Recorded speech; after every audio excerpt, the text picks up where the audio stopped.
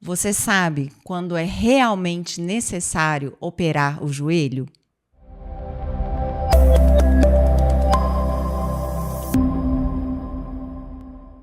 Eu sou Renata Fontani, especialista em pele, e hoje nós vamos conversar com o Dr. Eduardo Frois, ortopedista, e o Dr. Ricardo, infectologista e dermatologista. Então, quando eu devo realmente me preocupar e saber que o médico está indicando realmente uma cirurgia que é necessária para o joelho? É pergunta bem direcionada para o Eduardo. Isso. Bem, eu falo, né, como cirurgião que o meu trabalho, a minha formação, ela é cirúrgica. Então, claro que existe o espaço para o tratamento conservador, para o tratamento não cirúrgico, mas a cirurgia, em vários casos, ela tem a sua indicação e ela tem a sua necessidade, né? E a cirurgia é uma etapa muito importante do tratamento médico, porque é uma possibilidade que a gente tem de, através de uma intervenção, você poder fazer uma correção, fazer uma adaptação, né? E o joelho, ele é muito mais do que simplesmente só osso, né? Sim. Então nós temos uma articulação complexa que existem tendões, ligamentos, ossos e estruturas essas que vão se adequando aí ao nosso dia a dia, que vão sofrendo as modificações do envelhecimento e, logicamente, estão sujeitas às diversas condições de trauma, torção, né? E todas essas estruturas estão sujeitas, logicamente, a cada uma dessas lesões. Então é muito importante, quando a gente fala de um tratamento cirúrgico, que a gente entenda primeiramente a causa, né? Uhum. Então, todo caso é de operar? É cirúrgico? Não. E a resposta é não, né? Pelo contrário, a grande maioria dos problemas ao nível do joelho, das questões articulares, mesmo fora do joelho, não são de tratamento cirúrgico, mas sim de tratamento conservador, de mudança do estilo de vida, de redução de peso, de melhoria da capacidade muscular funcional. E isso daí, muito bem feito, resolve a grande maioria dos problemas, né? Agora, naqueles casos que realmente vão trazer um prejuízo em alguma dessas estruturas e, principalmente, que esse prejuízo gere um prejuízo funcional, o tratamento cirúrgico ele se faz importante. E hoje a cirurgia ela evoluiu muito, né? A gente partiu ali de cirurgias experimentais, cirurgias abertas, né, onde a gente fazia grandes cortes com grandes modificações, para cirurgias mini-invasivas, né, onde a gente faz pequenos cortes, a gente utiliza câmeras, instrumentos ali artroscópicos, e hoje em dia nós temos a possibilidade, inclusive, da cirurgia robótica. Né? Cirurgia robótica que garante uma precisão, garante, né, um controle fino muito maior, né, dos nossos atos, das nossas ações e, consequentemente, gerando um impacto muito menor em cada uma dessas estruturas. A recuperação é melhor do que... Sim, sem dúvida. Quando a gente fala de recuperação, é muito importante porque a recuperação depende de vários fatores. Agora, a partir do momento que eu gero uma intervenção de menor monta, uma intervenção com uma menor agressão para o nosso paciente, sem dúvida nenhuma a recuperação é muito melhor e muito mais rápida, né? Hoje a gente vive um mundo onde todo mundo quer se recuperar, né? Uhum. Quem tem uma lesão, ela quer voltar naquele mesmo nível de função que ela tinha antes, ou em alguns casos até melhor, né? A gente não aceita muito mais ou menos, a gente quer sempre o mais, né? E aí é muito importante que a gente faça uma combinação com o paciente. Eu falo que é muito importante que para cada, né, necessidade que o paciente tem, a gente também coloque para ele se o tratamento ele vai conseguir devolver aquilo que o paciente anseia. Porque nem sempre a gente vai conseguir, né? E isso é muito importante você alinhar, né? Para que você alinhe expectativas, né? Na dermatologia, na estética. Tem muito isso. É algo talvez até mais complicado, né? Porque quando a gente trabalha na ortopedia com função, a gente quer restabelecer a capacidade de andar, a capacidade de movimentar, a capacidade de ficar em pé. Mas quando trabalha, né, com a parte estética, nós estamos trabalhando também com anseios, né, com desejos. E lidar com isso, nós estamos trabalhando numa esfera que não é tão objetiva. E as pessoas às vezes se espelham em outras pessoas, né? Sim. E vêm com a foto, eu quero ficar parecida com fulano e tudo. No caso do joelho, você não recebe nenhuma foto de joelho, né? Não. A gente mira a Aí eu quero ficar com o joelho do jogador de futebol. Não, mas aí ele vai ser todo machucado. Esse não talvez é um não bom seja a joelho. melhor opção. Às vezes é uma pessoa de mau gosto. Sim, verdade. A gente fala muito que a gente tem prioridades, né? A gente fala que primeiro a gente busca a manutenção da vida, depois a manutenção do membro e sim a manutenção da funcionalidade. E é isso que a gente quer. Então, quando a gente muitas vezes vai indicar uma cirurgia, é muito importante que a gente pergunte o que o paciente ele deseja. Né? Porque, eu vou reconstruir o ligamento cruzado, mas será que esse paciente ele tem uma pretensão que vai necessitar realmente daquele ligamento cruzado? Segundo, qual que é o grau de função desse paciente para a idade biológica que ele tem? Né? E quando a gente fala de idade biológica, é muito importante a gente entender isso, porque é diferente da idade cronológica. Hoje em dia nós temos vários pacientes de 50, 60 anos de idade, mas que biologicamente estão muito ativos. Em algumas situações estão até melhores do que pacientes de 35 anos. Né? E, claro, a gente entenda qual doença ele tem ali ao nível do joelho. Né? É uma doença traumática, uma doença meniscal, ligamentar, né? Que vai realmente gerar um impacto, um travamento, uma instabilidade que vai impedir uma funcionalidade, ou é uma doença degenerativa, né? Porque a doença degenerativa é diferente para o paciente da doença traumática. A doença traumática, o paciente ele estava bem, ele teve o trauma e de uma hora para outra ele se viu realmente prejudicado, limitado. Então ele não aceita, ele quer voltar no mesmo nível. A doença degenerativa é diferente. O paciente ele vai perdendo a sua função. Então quando ele melhora, não necessariamente na sua totalidade, ele se dá por satisfeito. Sim. Então o nível de expectativa é diferente. Então alinhar a expectativa também com o paciente é fundamental. Porque, sem dúvida nenhuma, dentro da nossa área ortopédica, independente se é coluna, se é ombro, se é joelho, nossa intenção é manter o paciente funcional, para que ele mantenha a sua independência, para que ele consiga realizar não só as atividades de trabalho, mas também as atividades físicas e as atividades do dia a dia. Isso que é o mais importante. Sim. E o que não tem jeito, Eduardo? Tipo assim, eu caí, levei uma trombada, rompi o ligamento. Tem jeito de consertar sozinho? Não, tem que fazer cirurgia. Eu desgastei o joelho todo, eu vou tomar colágeno e vai melhorar ou não? A gente fala que a medicina, ela, em algumas situações, realmente, ela não tem muita conversa, é inegociável. Então, as fraturas traumáticas, elas são, na grande maioria das vezes, naqueles casos que não aceitam um tratamento conservador, seja com gesso, com uma tala, quando a gente não tem um desvio, né? Quando quebra e fica lá do jeitinho, né? A gente pode tratar de maneira conservadora.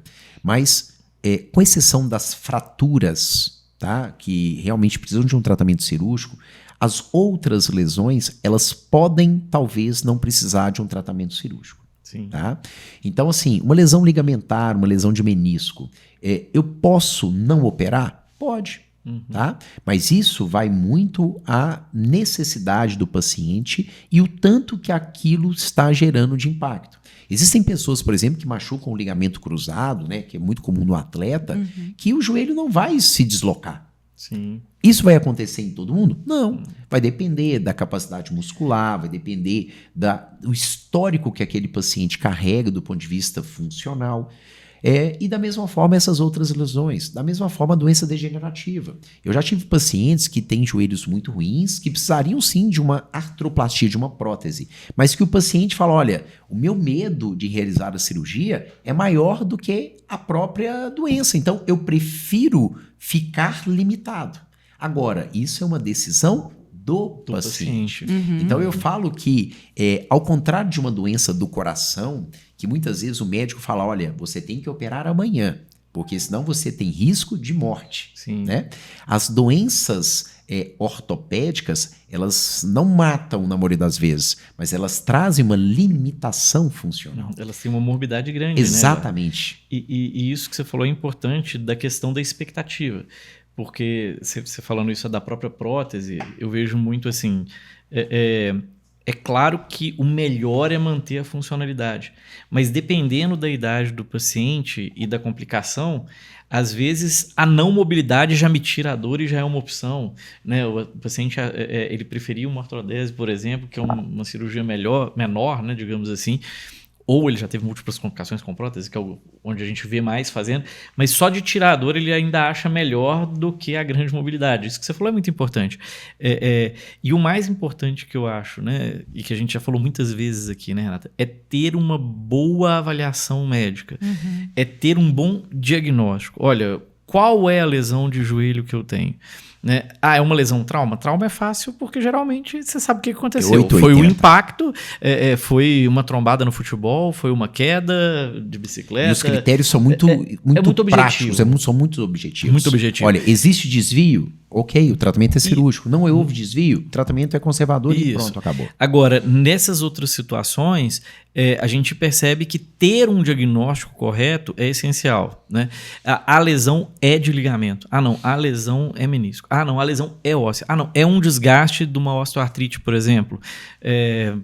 Muda completamente o tipo de cirurgia, muda completamente o tipo de raciocínio, muda a própria tolerância do médico em relação a esse tratamento. Eu sei que vai ser conservador, mas vai dar certo. No outro você vai falar, olha, esse tratamento pode ser conservador, mas numa hora vai operar. Né? Assim, você está jogando a cirurgia para frente. Então, é um pouco diferente. Que às vezes pode ser pior, né? Jogar a cirurgia para frente. Dependendo do caso, sim. Então, ter confiança no seu médico é muito importante. Escolher um bom ortopedista, uma pessoa que seja capacitada para te avaliar. O médico sabe falar não, né, Eduardo? Sim. Que é o que ele falou ali agora, que eu acho que o paciente acaba tendo muita confiança no médico que fala não. Não é a hora, o médico que opera está te falando para não operar. Então, ele está sendo honesto, né? Ele está sendo honesto com o paciente. Eu recebo vários pacientes toda semana que vêm muitas vezes para uma segunda opinião, para uma terceira opinião. E, como cirurgião, talvez fosse mais fácil para mim indicar uma cirurgia. Né? Porque a minha formação, ela é essa. Né? E o que a gente sabe fazer de melhor? Fazer uma cirurgia, operar, né? Intervir. Só que nem sempre esse é o melhor caminho. Né? E é aquilo que a gente já comentou, inclusive em outras conversas nossas. O bom cirurgião não é só aquele que opera bem, mas pelo contrário, um trabalho manual, qualquer pessoa com possibilidade de repetição, ela vai executar de maneira adequada. Mas o bom cirurgião é aquele que sabe a hora de operar e principalmente quando operar. Vários pacientes chegam, a gente tem lá, é um paciente que é para operar, não tem outra conversa. Mas muitas vezes ele não está preparado, seja psicologicamente, seja fisicamente, seja nutricionalmente. E esse paciente precisa de um preparo melhor para que ele recupere, para que ele tenha um pós-operatório muito mais facilitado. Então, como cirurgião, a gente também tem que ter a avaliação crítica de saber quando é o melhor momento para se operar. Então, não é simplesmente, a não ser em casos traumáticos que tem uma urgência, né, uma urgência relativa, nesses outros casos a gente tem que ter todo um preparo. E aí o preparo não só nessas esferas, mas o preparo também desse paciente, procurar uma avaliação clínica pré-operatória, realizar os exames preparatórios, né, e que esses exames venham bons, para que ele alinhe expectativas, para que ele entenda a jornada desde a indicação até o seu pós-operatório, porque a cirurgia ela não é só o ato em si, a cirurgia ela continua também no pós-operatório, e tão importante quanto o ato cirúrgico é a reabilitação, né? Então, o trabalho desde a fisioterapia, que deve muitas vezes começar antes, o trabalho também, né, com os educadores físicos, com os terapeutas, com os preparadores físicos, que são fundamentais para que a gente tenha bons resultados. Sim, e assim, eu falo como, né, leiga e como paciente, quando a gente vê um médico que ele preza mais pelo nosso bem-estar, pela nossa saúde, pela nossa vida, não pelo simples atos de fazer uma cirurgia por fazer, ou eu vou ganhar um pouco mais porque eu vou fazer essa cirurgia, isso traz uma confiança para o paciente no médico, que é uma coisa absurda, na minha opinião, já é 50% da cirurgia, porque ele vai com uma confiança tão grande para essa cirurgia que ele entrega na sua mão, fala, não, esse aqui eu confio e ele vai fazer a cirurgia, vai fazer o melhor dele, porque ele, no princípio, talvez ele me contraindicou uma coisa que às vezes outros indicariam, né? E isso faz total diferença nos dias de hoje, né? Você ter realmente um profissional que pensa na pessoa que está ali do outro lado da mesa e que está sentindo dor e que é leigo, que não sabe. O que a gente enfrenta muito na estética, muito, né? Renata? Dos pacientes, às vezes, fazerem procedimentos com pessoas que não são tão capacitadas para isso e acabam arriscando a vida dessa pessoa com procedimentos inadequados, em lugares inadequados. Com custo inadequado com e com custo benefício inadequado, às vezes irrisório, e que acaba chegando para a gente resolver, E aí né? chega com complicações, chegam com sequelas. Sim, com sequelas.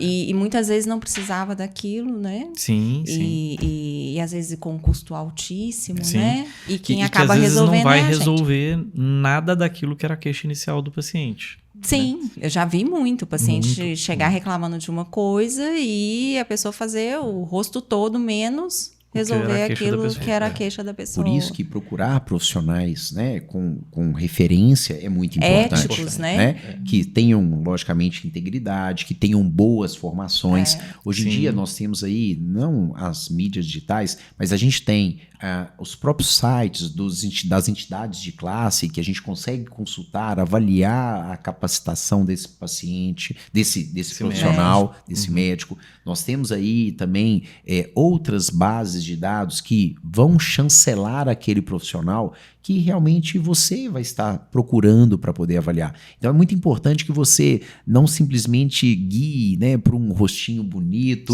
para uma fala bonita, uma produzida quantidade de por um seguidores, vídeo ali, né? para uma quantidade de seguidor, que definitivamente não é, de longe, não é o mais consultório importante. luxuoso. Sim, Né? Não é só isso. Se for um bom médico, tiver um consultório luxuoso e vários seguidores, maravilhoso. Mas talvez a maioria não sei se eu posso dizer isso, mas tem muitos médicos que têm uma qualidade dentro da medicina muito grande e essa parte ela meio que corre paralela. Talvez não seja o principal. É geracional, né, Renata? Assim, essa geração a geração atual é uma geração que tem um contato na internet muito maior do que a geração dos médicos um pouco mais experientes ou um pouco mais velhos, né? Assim, que seja ruim, mas tem que ficar atento que não é só isso. Não é só isso. Não é só isso. Essa é a grande questão. Às vezes você vai ter pessoas muito capacitadas que têm muito menos visibilidade na mídia e às vezes você vai ter pessoas na mídia que têm uma visibilidade enorme, mas tecnicamente são muito limitadas. Exatamente. E com a capacidade talvez de resolução muito menor do que esses outros. Então, essa avaliação crítica ela é muito importante para que você não se deixe levar simplesmente por aquilo que você lê sem ter uma indicação. Então, procurar uma indicação com pessoas de referência, com pessoas que já tiveram com aquele profissional, já tiveram resultados. Claro que a gente tem um direcionamento com o Google, com o ChatGPT, mas eles também não são os profissionais, né? Não dá para consultar no Google, nem né? Tudo. Não, nem tudo vai estar lá. Às vezes dá para você conversar com o médico, uma conversa mais aberta, mas não fazer uma consulta ali, né? E hoje, por mais tecnologia que a gente tenha, por mais que hoje nós tenhamos aí apelos às questões robóticas, à inteligência artificial, a medicina ainda é a arte de escutar. Não é simplesmente ouvir, mas é escutar. A medicina é uma ciência de relação humana, de toque. Então eu falo que o paciente muitas vezes o que ele mais quer é ser ouvido, ser acolhido. Todos nós como seres humanos a gente quer isso. Então fazer por fazer um trabalho manual, qualquer pessoa pode se prestar a fazer. Sim. Mas receber bem, acolher, entender a dor do paciente, isso é uma tarefa que talvez toda a robótica, toda a inteligência artificial ela ainda vai demorar um pouquinho. E isso a medicina ela não pode perder. Às vezes a gente tem o paciente mesmo, ele já chega, às vezes, dando a dica, né? Do que é, às vezes, pelos relatos. E tem profissional que não presta atenção, né? Eu falo que a consulta ela começa antes do paciente entrar no consultório.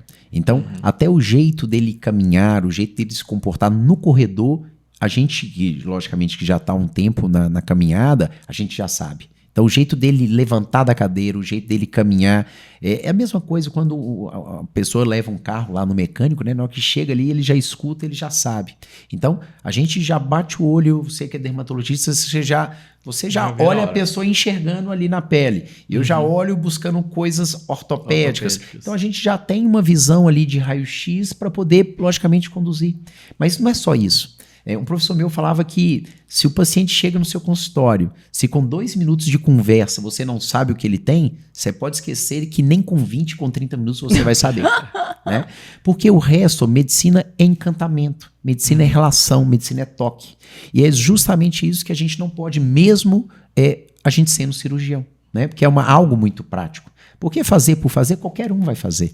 Né? A prática vai levar à perfeição. Sim, sim. Eu acho que esse bate-papo foi ótimo. Eduardo, eu gostei demais. Espero que você venha várias vezes no nosso podcast. Sempre que puder, vai ser um prazer receber você aqui. Eu tenho certeza que seus pacientes devem te adorar, né? Você é uma simpatia, além de ser, né, um ótimo cirurgião. É uma simpatia de pessoa. Gostaria de agradecer também ao Dr. Ricardo, né, que enriqueceu aqui o nosso podcast com todas as perguntas e posições, né? Espero que vocês também tenham gostado e a gente se encontra no próximo podcast.